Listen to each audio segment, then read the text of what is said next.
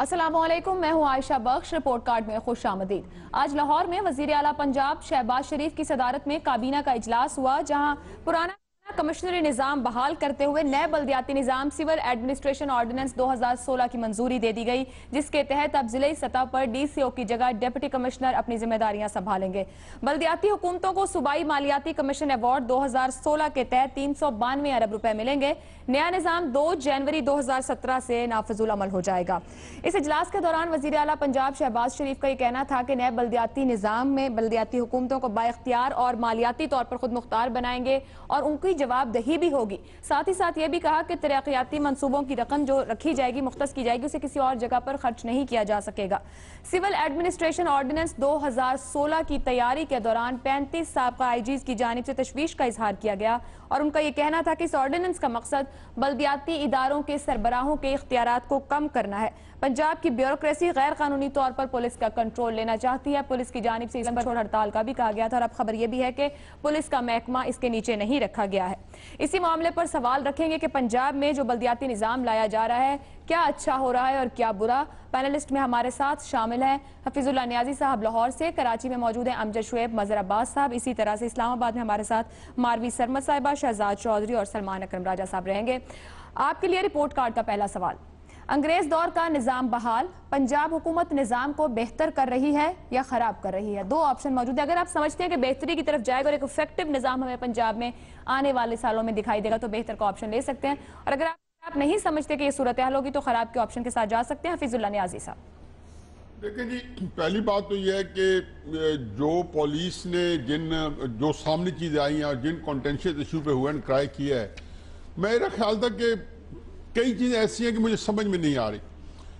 Police ने के ऊपर जो उनका ख्याल था कि कोई चेक और बैलेंस जो है वो कोई ऐसा किस किस्म का था।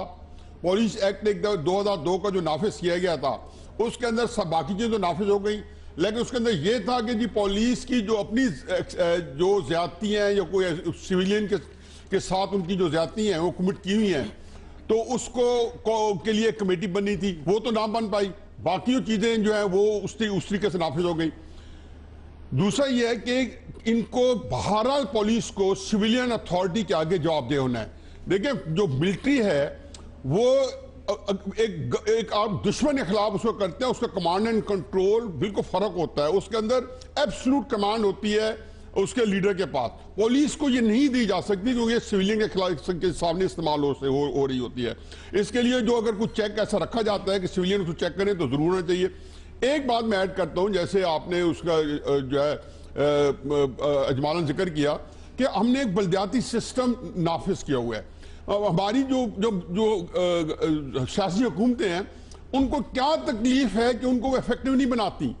अगर बल्दियाती सिस्टम को आप इफेक्टिव बना दें और पुलिस के ऊपर अगर कुछ सिविलियन चेक बजाय डिप्टी कमिश्नर के देने के आपके जो इलेक्टेड नुमाइंदा उनको दे दें, और जो जस्टिस ऑफ पीस है वो बजाय उसके कि आप DC बनाएं या उसको DC को बना के उसमें जस्टिस ऑफ पीस जो है इसको भी कर दें, तो कोई बात नहीं है। तो चुनाचे मैं समझता हूं कि आप बल्दियाती जो इदारे आपने अभी किए हैं ये इनके अपने फायदे में है कि इनको एक बहुत बड़ा जिसको कहना चाहिए कि ग्रॉस रूट लेवल से एक सियासी हुकूमत को सपोर्ट मिल जाती है बैठे बैठाए, तो उनको मौसर करे और इस निज़ाम को DC के को रेवेन्यू कलेक्शन में और एडमिनिस्ट्रेटिव जॉब में करे। डेवलपमेंट के काम, पुलिस की सर्वेलेंस का काम, सुपरविजन का काम, विजिलेंस का काम, ये बल्दियाती इदारों के पास होना चाहिए। आप ऑप्शन ले रहे हैं कि किस तरह का निजाम जो पंजाब हुकूमत ला रही है, बल्दियाती निजाम, ये बेहतर की तरफ जाएगा? अगर देखें बल्दियाती निजाम के अंदर उनके पास पुलिस को की विजिलेंस, सुपरविजन है, एडमिनिस्ट्रेटिव उसके डेवलपमेंट उनके पास है, तो यही निजाम बेहतर निजाम है। इसको लाना चाहिए। आप बेहतर का ऑप्शन ले रहे हैं जी। मारवी सरमद साहिबा। जी, थैंक यू आयशा।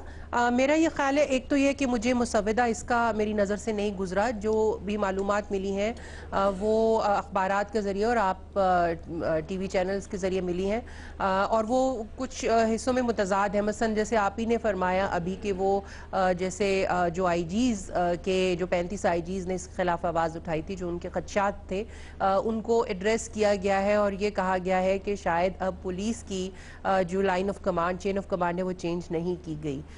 अब देखना पड़ेगा इसमें कि कमिश्नरेट सिस्टम के किन किन पहलुओं को बहाल किया गया है और उन्हें क्या इख्तियारात दिए गए हैं। लेकिन ओवरऑल जो कमिश्नरेट सिस्टम होता है उसे अगर आप ज़्यादा पावरफुल बना दें और बल्दियाती जो इलेक्टेड इदारे हैं उनको, उनकी जो अथॉरिटी को भी आप कॉम्प्रोमाइज़ करें और उनकी पावर्स को भी, तो ये एक जमहूरी निज़ाम को इसका नुकसान होता है।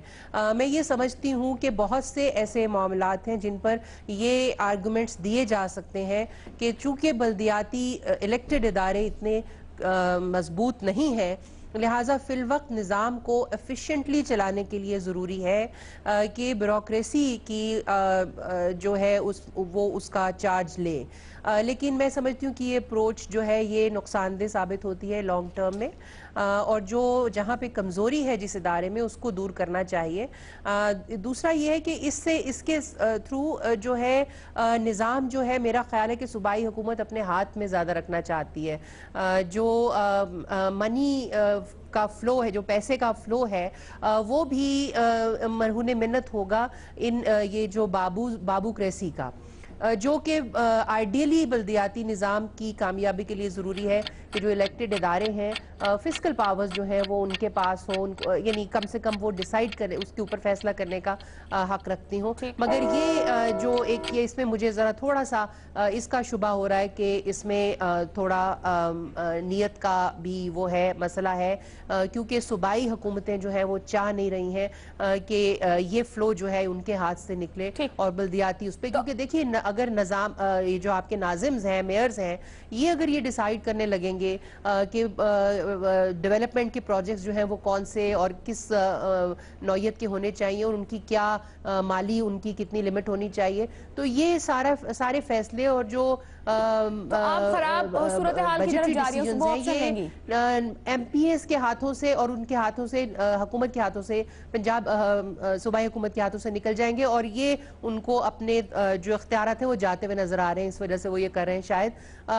तो मेरा ये ख्याल है, अगर बिल को पढ़े बगैर जितना मुझे मालूमात मिली हैं अखबारी ज़राए से, तो उससे तो यही लगता है कि ये सिस्टम कोई बहाली की तरफ नहीं जाएगा।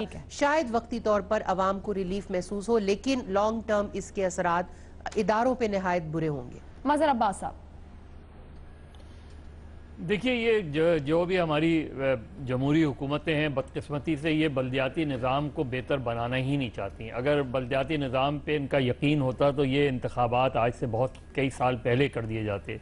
ये इंतखाबात भी सुप्रीम कोर्ट की डायरेक्टिव पर हुए हैं, उसके बाद पावर्स ट्रांसफ़र नहीं की जा रही, चाहे वो सिंध हो या पंजाब हो।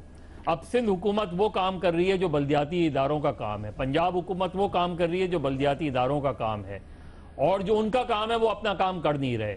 तो सारी पावर अपने पास रखना चाहते हैं, ग्रैब करना चाहते हैं, इसको इस्तेमाल अपने ही हक में करना चाहते हैं। तो मेरा ख्याल है जो हमारे कौमी और सूबाई असम्बली के जो मेंबरान हैं और कौमी और सूबाई असम्बलियाँ हैं, वो पावर डेवोल्यूशन के खिलाफ हैं।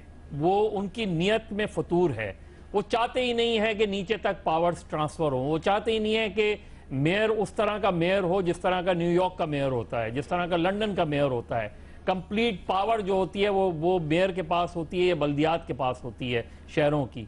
यहाँ टोटल कंट्रोल जो है वो हुकूमत, चीफ मिनिस्टर अपने पास रखना चाहते हैं। ये भी जो इस वक्त जो कुछ हो रहा है, एक तो ऑर्डिनेंस का समझ में नहीं आता कि जमहूरियत में होते हुए ऑर्डिनेंसेस क्यों आते हैं। दूसरे, इसमें बिल्कुल मुझे बहुत ही क्लियर कट लगता है कि आइंदा आने वाले इंतखाबात की प्री पोल रिगिंग की तैयारियों की तरफ इशारा कर रहा है ये।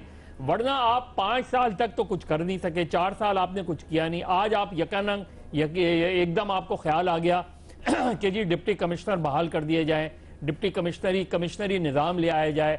तो मुझे इसमें बिल्कुल सीरियसली लगता है मुझे कि हमारी बदकिस्मती से, क्योंकि पॉलिटिकल पार्टीज डेमोक्रेटिक पार्टीज नहीं हैं, इसलिए वो पावर्स को नीचे तक ले जाना ही नहीं चाहती, इख्तियारात को नीचे तक ले जाना ही नहीं चाहती।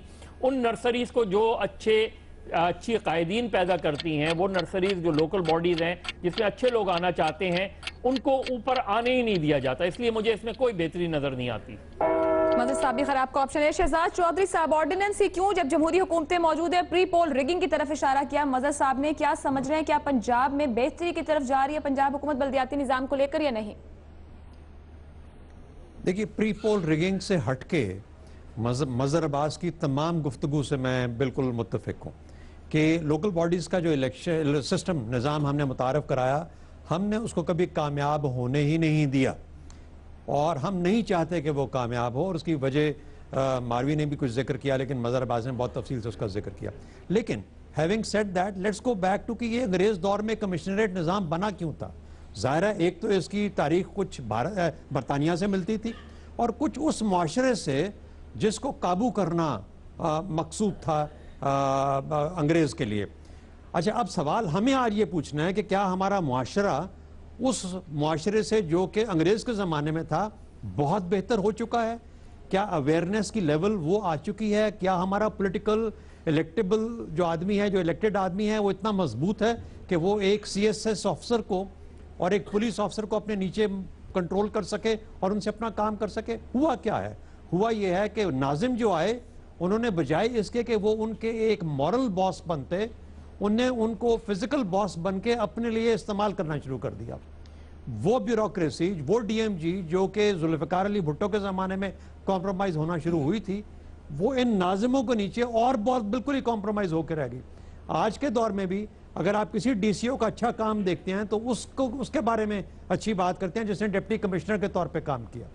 तो कहने का मतलब ये हुआ कि हमने उस निज़ाम पे पीछे इसलिए चले गए क्योंकि जो नया निज़ाम लेके आए थे वो मुकम्मल तौर पे फेल हो गया या फेल कर दिया गया या उसको चलने नहीं दिया गया। और दूसरा सवाल मैं यहाँ छोड़ता हूँ कि क्या माशरे के तौर पे हम अभी उस मयार पे नहीं पहुँचे कि जहाँ पर हम मेयर्स और अपनी लोकल बॉडीज़ का निज़ाम को चला सकें? मुमकिन है कि हम वहाँ ना पहुँचे हों, मुमकिन है कि हमारी सियासी निज़ाम उस लेवल पे ना पहुँचा हो। तो इसलिए अगर ये दोनों चीज़ें सही हैं तो फिर वापस जाने में कोई हर्ज नहीं है। Back to the drawing board, let's review where we are, who we are, what we are, और हमने यहाँ से फिर आगे कैसे चलना है। जो किया था वो काम नहीं किया। शहजाद साहब, ऑप्शन ले रहे हैं, कोई नहीं ले रहा है। Back to the drawing board मैं ऑप्शन लूंगा, मैं कहूंगा शायद एक बेहतरी की पॉसिबिलिटी नजर आती है, लेकिन उसमें नहीं कि पीछे जाया जाए 100 साल, उसमें कि फिर से दोबारा रिव्यू किया जाए कि आगे कैसे चलना है। मुमकिन बेहतरी की बात करें लेकिन रिव्यू करने की बात करें। सलमान अकरम राजा साहब, पुराने निजाम की तरफ हम इसलिए गए कि नया फेल कर दिया गया, जो मुशर्रफ साहब की जानिब से इंट्रोड्यूस कराया गया था वो नहीं चल सका या कामयाब हो सका। जो भी सूरत हाल रही, आप क्या समझ रहे हैं जो कुछ ये इंट्रोड्यूस कराया जा रहा है या लाया जा रहा है, ये बेहतरी देगा या खराबी देगा? देखिए, पहली तो बात जो काबिल तवज्जो है वो ये है कि एक ऑर्डिनेंस के ज़रिए एक तब्दीली की गई है या एक कानून बनाया गया है जिसका किसी को इल्म ही नहीं कि वो है क्या। अभी तक आपके हमारे सामने सिर्फ अखबारी खबरें थीं, टीवी के टिकर थे कि कुछ हो गया है। क्यों इस कानून को अवाम से मुतारिफ नहीं कराया गया, क्यों इसकी तशहीर नहीं की गई ताकि लोगों के जहनों में इबाहम ना हो, ये एक मेरी नज़र में हमारे तर्ज हुकूमत का एक खासा है और एक अलमिया है। मुझे अभी चंद मिनट पहले ही या इस कुर्सी पे बैठने के बाद एक मुसव्वदा मौसूल हुआ है अपने फ़ोन में। अगर तो ये वो मुसव्वदा है जो कि जिसको कानून बनाया गया है ऑर्डिनेंस के ज़रिए, तो ये बिल्कुल अंग्रेज़ के निज़ाम की तरफ रिवर्जन नहीं है, उसकी तरफ लौटने के मुतरादिफ बात नहीं है। अगरचे टाइटल ओहदों का वो इस्तेमाल किया गया है, commissioner, deputy commissioner, additional commissioner, लेकिन जो इख्तियारात बज़ाहिर उनको दिए गए हैं उनका ताल्लुक उन अफसरान से है जो कि सूबाई हुकूमत के अफसरान हैं, जो कि उन इलाकों में काम करते हैं जहाँ पे बल्दियाती हुकूमतों का भी इख्तियार है। हर बल्दियाती हुकूमत के इख्तियार में आने वाले इलाके में अफसरान होंगे जो कि प्रोविंशियल सर्विस के एम्प्लॉई होंगे, मुलाजिम होंगे। उनकी निगहदाश्त, उनका डिसिप्लिन, उनकी एफिशिएंसी के हवाले से इस कानून में ताकत दी गई है डिप्टी कमिश्नर और दीगर ओहदेदारान को। लिहाजा ये कहना कि जो इंतज़ामी उमूर बल्दियाती इदारों ने चलाने हैं या जो आइन के आर्टिकल 140A के तहत financial power and political power बल्दियाती इदारों को देनी है वो उनसे छीन ली गई है। इस मुख्तसर से ये 16 शिकों पर मुश्तमिल एक कानून है जो मुझे मौसूल हुआ है, उसमें ऐसा नज़र नहीं आता। देखिए, बल्दियाती इदारे जो हैं अब पंजाब में 2013 के एक्ट के तहत काम करेंगे। उस एक्ट के तहत बल्दियाती इदारों को खासे इख्तियारात दिए गए हैं। उन इख्तियारात की कमी या उनको छीनने का कोई जिक्र इस कानून में नहीं है। लिहाजा इस वक्त मैं बेनिफिट ऑफ द डाउट इस कानून को हुकूमत को दूंगा और ये कहूँगा कि चूंकि पंजाब के हर इलाके में बल्दियाती हुकूमत के साथ साथ सूबाई हुकूमत ने भी काम करना है, बहुत से मंसूबे स्कीमें ऐसी हैं जो सूबाई हुकूमत की होंगी, उनको नाफिजुल अमल करने के लिए उनके हवाले से ज़रूरत है सूबाई हुकूमत को अपने अफसरान की। वो अफसरान और वो ताकत इन अफसरान को दी गई है और अब ये बल्दियाती हुकूमतों का काम है कि वो इन अफसरान को तजावुज़ ना करने दें। बहुत सा मामला कानून में लिखा जाता है और बहुत सा मामला इदारे आपस में तय करते हैं अपनी कुव्वत की बुनियाद पर। बल्दियाती जमहूरी हुकूमतों पर अब जरूरी होगा कि वो इन अफसरान को इस दायरे में रखें जो बज़ाहिर इस कानून में उनके गिर्द खींचा गया है। इस उम्मीद के साथ मैं समझता हूँ कि मैं इसको बुराई नहीं कहूँगा, फिलहाल मैं कहूँगा ये शायद बेहतरी का ऑप्शन ले रहे हैं सलमान साहब। अमजद शुएब साहब। बिस्मिल्लाहिर्रहमानिर्रहीम। देखिए आयशा, ये जमहूरियत की रूह के मुनाफी है कि आप किसी भी शक्ल में इख्तियारात कम ना करें, लेकिन एक आदमी का किबला अगर किसी और तरफ कर दिया जाए और वो उसके रिपोर्टिंग ऑफिसर कुछ और हो जाएं या उसकी कंट्रोलिंग अथॉरिटी कोई और हो जाए, तो ये तवक्को नहीं की जा सकती कि वो किसी और की बात सुनेगा सवाए इसके कि वो कोई मेहरबानी कर दे तो उसकी बात सुन ले। असल जो रूह थी वो यही थी जमहूरियत की, और जैसे होना चाहिए था कि इलेक्टेड रिप्रेजेंटेटिव जो हैं उनको एम्पावर किया जाए, वो जो भी करवाना चाहें जैसे भी, क्योंकि वो आंसरेबल हैं वहाँ पे अपने अवाम को, अपने लोगों को। अगर इख्तियारात तो उनको वही रहें लेकिन उनकी बात ना सुनी जाए और वो डिप्टी कमिश्नर के ऑफिस के बाहर जाके बैठे रहें या वो बुलाना चाहें तो उनके पास आए ना, तो फिर वो एग्जीक्यूट क्या कराएंगे उनसे। मैं समझता हूं कि ये इसमें एक अभाम पैदा कर दिया, एक गलतफहमी पैदा करने का एक जवाब मिल चुका है, जहां पे क्वाइट पॉसिबल कि जो बल्दियाती अदारे हैं उनकी परफॉर्मेंस भी अच्छी ना रहे, और ये भी हो सकता है कि अगर उधर परफॉर्मेंस कुछ वो दें तो फिर सूबाई हुकूमत उनसे उस चीज़ के ऊपर नाला हो जाए। ये मैं समझता हूँ बड़ा क्लियर उनके लिए डिप्टी कमिश्नर जिनको कहा गया है उनके लिए बड़ा वाज़ेह होना चाहिए था कि वो किसको आंसरेबल हैं, क्या उनकी रिपोर्टिंग ऑफिसर उनका कौन होगा, उनकी अथॉरिटी जो है उनके ऊपर कौन एक्सरसाइज करेगा। अगर ये चीज़ें आज पुराने सिस्टम के तहत चले गई हैं तो मेरा अपना ख्याल है कि बल्दियाती अदारे इनडायरेक्टली कमजोर होंगे। डायरेक्टली तो शायद उनके इख्तियारात कम ना हुए हों, लेकिन इनडायरेक्टली उनको उनसे काम लेना मुश्किल हो जाएगा। और ये चीज़ जो है ये मैं समझता हूँ बुनियादी तौर पे जमहूरियत की रूह के खिलाफ है, जमहूरियत की रूह के मुनाफी है। अगर हम चाहते हैं कि जमहूरियत सक्सेसफुल हो तो हमें इनको एम्पावर करना है। दूसरी बात यह है कि ये भी यहाँ जिक्र आया कि ये लोग हो सकता है कि ऐसी परफॉर्मेंस ना दे रहे हो, कहीं तालीम का मसला हो, कहीं एक्सपीरियंस का हो, तो सूबाई असम्बलियों में कौन से ऐसे लोग बैठे हुए हैं जो बड़े चैंपियन हैं या बड़ी तालीम है उनकी और बड़ा कुछ कर रहे हैं। चंद एक लोग हैं जो अच्छे पढ़े लिखे, बाकी देहातों से इधर उधर से जो इलेक्ट होके लोग आए हुए हैं वो तो एक लफ्ज इंग्लिश का नहीं बोल सकते या पढ़ सकते। ठीक है। तो ये सूरत हाल अगर वहां भी है और हम कबूल कर रहे हैं तो फिर मेरा ख्याल है बल्दियाती इदारों में भी हमें तहम्मुल से काम लेना चाहिए और इनको वक्त देना चाहिए ताकि ये लोग इंप्रूव कर। आप बेहतर का ऑप्शन ले रहे हैं? नहीं, मैं समझता हूँ कि ये बेहतरी नहीं, ये ठीक है। खराब कारी का ऑप्शन हमारे सामने तीन खराब सूरत हाल, सब टाइम नहीं, तीन खराब सूरत हाल, दो नहीं है ना आपने। मैंने तो कहा कि बल्दियाती इलेक्शन बल्दियाती इदारों को इख्तियार देने चाहिए और निजाम वो बहाल हुआ ही नहीं है जो आपने कहा कि बहाल हो चुका है। और जो है जो जितना कुछ हुआ है उसमें डेवलपमेंट बिल्कुल डीसी को नहीं देनी, डीसी को नहीं जानी चाहिए, इलेक्टेड को जानी चाहिए। ऑप्शन जाहिर है कि जो डेवलपमेंट के इख्तियारात है वो बल्दियाती इदारों को दें और इदारों को स्ट्रेंथन करें। अब ब्रेक लेते हैं, ब्रेक से वापस आएंगे तो दूसरे इशू पे बात करेंगे।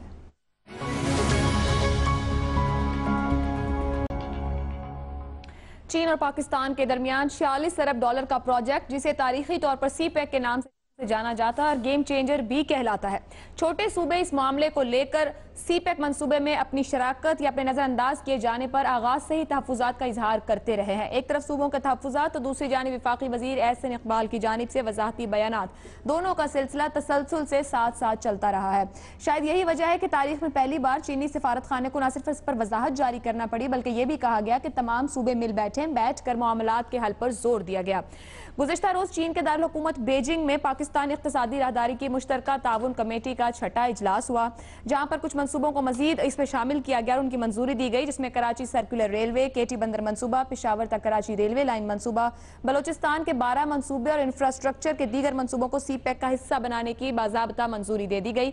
अब इस पूरे प्रोजेक्ट की जो हजम कहा जाए $46 अरब से बढ़कर $54 अरब तक पहुंच गया और ये तवक्को जाहिर की जा रही कि मुस्तकबिल में ये $60 अरब तक भी पहुंच सकता है। यह भी फैसला किया गया है कि सूबों के जो खुसूसी जोन्स हैं या इलाके हैं वहां फाटा, आजाद कश्मीर, जम्मू कश्मीर, गिलगित बल्तिस्तान और विफाकी दारुल-हुकूमत में 8 इंडस्ट्रियल जोन्स भी बनाए जाएंगे। बिलाशुबा तमाम सूबों के वज़राए आला इकट्ठे हुए इस मामले पर बीजिंग में बैठे, इजलास में तायीद की गई इन मंसूबों के बाद शक्कर दिखाई दिए गए। तो सवाल ये भी उठता है कि क्या इस अहम पेशरफ्त में ये समझा जाए कि एहसास महरूमी जिसे लेकर जिस पर सियासत की जाती थी वो खत्म हो गई है मुल्क से। इसी मामले पर सवाल रखेंगे पैनल के सामने। सवाल इस तरह से है, CPEC पर तमाम सूबों का इत्तफाक, क्या एहसास महरूमी के नाम पर छोटे सूबों में सियासत खत्म होगी? अगर आप समझते हैं कि मुमकिन तौर पर एहसास महरूमी का लफ्ज इस्तेमाल नहीं होगा और बहुत से मामलों को लेकर अब इस तरफ सूरत हाल नहीं जाएगी कि एहसास महरूमी की बात की जाएगी, छोटे सूबों की जल्द तो आप हाँ का ऑप्शन ले सकते हैं। और अगर आप ये समझते हैं कि एक मनसूबा या एक बात इतनी अहम नहीं और भी बहुत से मामला हैं, ये मामला इसी तरह से मौजूद रहेगा, तो नहीं का ऑप्शन लेंगे। अमजद शुएब साहब। देखिए, ये जो मंसूबे हैं एक लिहाज से एक कोऑर्डिनेशन की लेवल तक तो बहुत ही अच्छा हुआ कि आप वहाँ ले गए उनको और सब ने इकट्ठे बैठ के फैसले किए और चीनी गवर्नमेंट के साथ भी इनके मुज़ाकरात जो हुए उससे डायरेक्ट इनको फीडबैक मिल गई तमाम सूबों के चीफ मिनिस्टर्स को, और बुनियादी तौर पे यही इनकी शिकवा शिकायत थी उस वक्त पे कि जी हमारा ये मंसूबा हमें नहीं बताया जा रहा, हमें शामिल नहीं किया जा रहा। तो उस लिहाज से तो ये ख़त्म हो जाना चाहिए, ये मसला नहीं रहना चाहिए। लेकिन प्रॉब्लम ये है कि अभी ये इम्प्लीमेंटेशन स्टेज आई नहीं। जब इम्प्लीमेंटेशन होती है इन चीज़ों को, जब इम्प्लीमेंट किया जाता है तो इनकी तकमील होना, इनका बनना और फिर इनके फ़वाइद जो हैं वो आवाम तक पहुँचना वो इम्पॉर्टेंट है। अगर इसके फ़वाइद फिर अशराफिया तक पहुँचे, इंडस्ट्रियल जोन्स में फिर वही आम आदमी को मजदूरी मिली और बाकी लोग जो हैं वो वहाँ पे अपनी इंडस्ट्रीज लगा के बैठ गए, या ये कि सड़कें बनी हैं तो उनमें पैसे खाए गए, या और इस तरह जो हमारे आम प्रोजेक्ट्स में प्रॉब्लम्स आती हैं, तो फिर अवाम तक फ़ायदा अगर उसका ना पहुंचा तो उससे फिर अवाम में बाहर सूरत वो प्रॉब्लम रहेगी और अवामी सतह पे फिर आवाज़ें उठना शुरू हो जाएंगी। ये आप अगर CPEC के मामले में भी देखें तो चीफ मिनिस्टर्स के अलावा अवाम में से भी लिखने वाले जो लिखते रहे हैं, बाज़ औक़ात BBC पे, बाज़ औक़ात इधर हमारे अपने टेलीविजन चैनल्स पे ये बातचीत करते रहे हैं कि जी ये मंसूबे जो हैं ये बड़े खुफिया तरीके से किए जा रहे हैं और छोटे सूबे इग्नोर हो रहे हैं। लेकिन आज प्लानिंग की हद तक मैं समझता हूं कि इग्नोर होने वाला तासर ख़त्म हो जाना चाहिए और आगे हमें देखना चाहिए कि इनकी इम्प्लीमेंटेशन दुरुस्त तरीके से हो ताकि आवाम को फ़ायदा पहुँचे। मेरा अपना अंदाज़ा है कि फिल वक्त ये बहाना ख़त्म हो गया कि छोटे सूबे जो हैं उनको इग्नोर किया जा रहा है और उनको उनके हकूक़ नहीं दिए जा रहे। कम से कम अगले कुछ सालों तक हमें, मेरा ख्याल है कि इस पे एक इत्तफाक राय रखते हुए ये ज़हन में रखना चाहिए कि अब किसी के कोई हकूक जो हैं वो नहीं मारे जा रहे और छोटे सूबे भी बराबर चल रहे हैं। ठीक, हाँ का ऑप्शन ले रहे हैं अमजद शुएब साहब। सलमान साहब जी, देखिए, सियासत एहसास महरूमी के नाम पे जारी रहेगी या नहीं रहेगी इसका ज़रूरी तौर पे ताल्लुक हकीकत से नहीं है। हो सकता है हकीकत में तो मंसूबे अच्छे हों और सूबे को फ़ायदा दे रहे हों, लेकिन हकीकत से ज़्यादा जो तासुर है वो सियासत के लिए अहम हो जाता है। अब हमें देखना ये होगा कि किस नौयत के प्रोजेक्ट हैं जो छोटे सूबों में लग रहे हैं, क्या वहाँ उस इलाके के लोगों को मुलाजमत मिलेगी।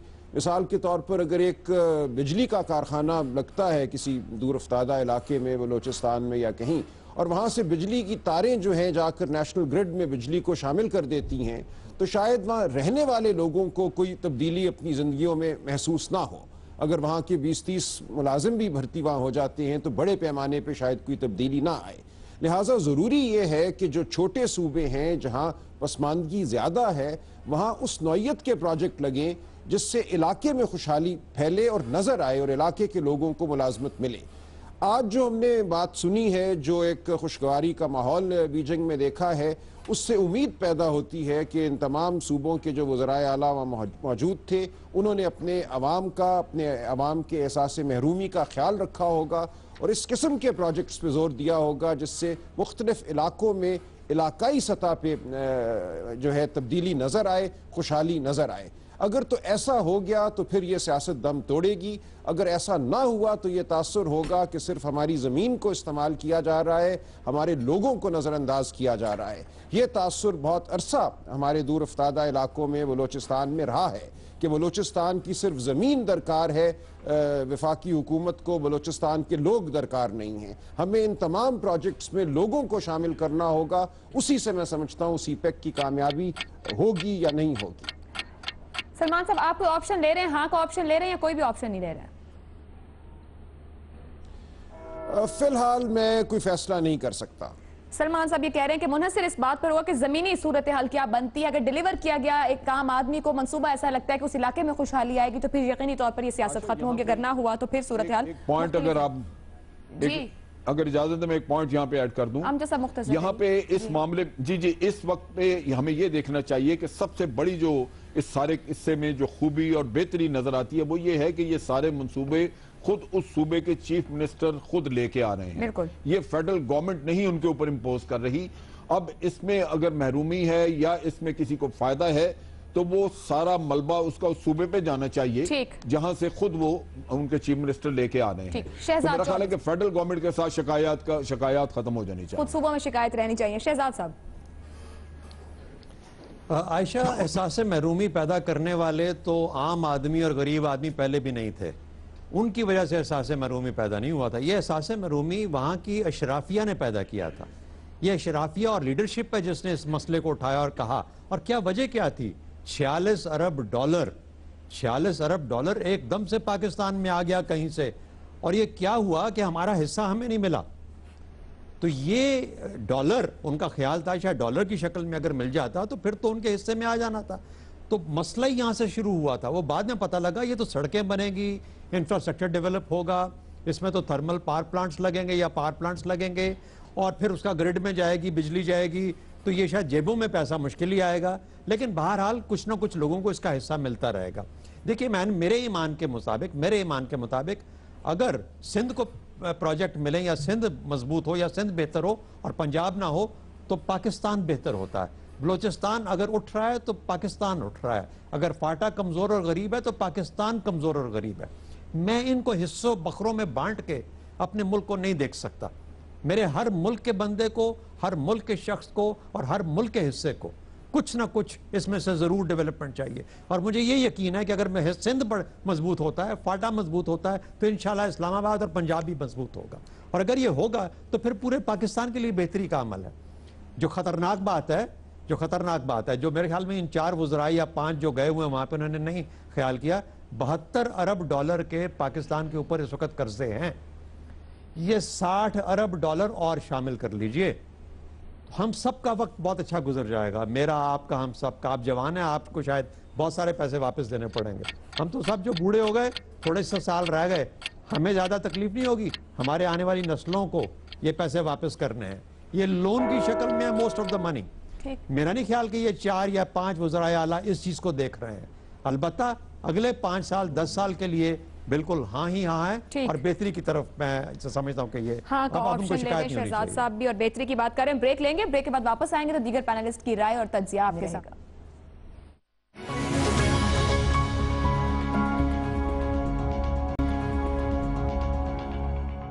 प्रोग्राम में एक बार फिर खुशामदीद। सीपेक पर तमाम सूबों का इत्तेफाक। क्या एहसास महरूमी के नाम पर छोटे सूबों में सियासत खत्म होगी?